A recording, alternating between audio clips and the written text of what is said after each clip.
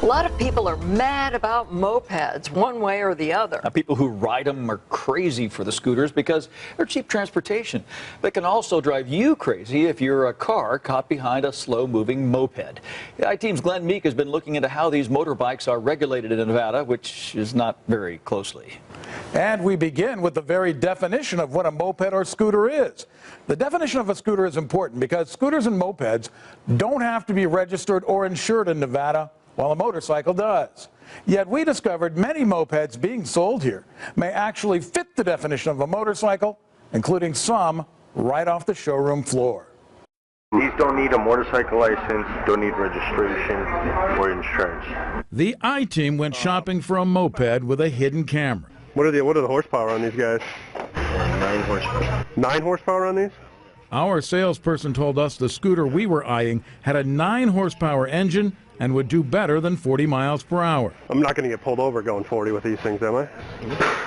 Actually, a cop that catches you doing 40 miles per hour on a moped will stop you and likely give you a ticket costing hundreds of dollars for having an unregistered, uninsured motorcycle. That's because mopeds, under Nevada law, have to have engines 50 cc or less in size, produce no more than 2 horsepower, and go no faster than 30 miles per hour.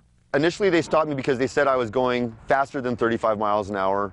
Robert Higuera ended up with tickets totaling $1,600 for riding an unlicensed motorcycle, a bike he says was advertised and sold as a scooter. In fact, the ad that I took down to court said no license, no registration required. And when I took that down to the court, they said absolutely not. Higuera says his moped did have a slight upgrade that was supposed to help it accelerate faster, but not exceed the 30-mile-per-hour limit. If I knew I needed a license, registration, insurance, or motorcycle endorsement, I would have bought a motorcycle. But even scooters without upgrades may be exceeding the definition of a moped under state law. For example, paperwork that comes with one of the most popular Chinese-made scooters shows a rating of 2 horsepower, the Nevada limit. But in March, we checked the manufacturer's website for this model, and it listed the horsepower rating at 3.5. We checked the website again a few weeks later, and it read 1.8. These discrepancies raise questions about how much horsepower these bikes actually have, and whether many exceed state limits for mopeds right out of the box. They should sell them as what they are, is truly a motorcycle. Because if they're exceeding the description of what's in statute for a moped, then that individual is breaking the law. They're basically telling that person, as soon as you get this on the road, you're in violation of the law. In California, what we call scooters and mopeds are referred to as motor-driven cycles. In that state, they're treated the same way Nevada treats motorcycles.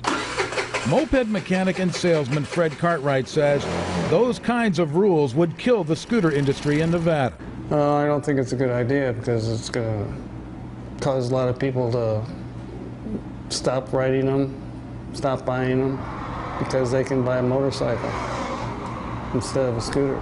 The shop where the salesman showed us the 9 horsepower scooter is licensed to sell motorcycles as well as mopeds, so it's perfectly legal for that store to sell that vehicle. But a 9 horsepower bike clearly exceeds the limit for a scooter in Nevada and would need to be registered and insured as a motorcycle. Last year, Metro traffic officers wrote nearly 500 tickets for unlicensed motorcycles. We don't know how many had been sold as mopeds, but it might just be a sign that rules regarding mopeds in Nevada could do with an update. Back to you. Thanks, Glenn. He went back to the store where we sent our secret shopper to ask the employee we spoke with about that 9 horsepower scooter. The employee declined an on-camera interview. Tomorrow, Glenn looks at 2 key issues involving mopeds, safety and scooter theft.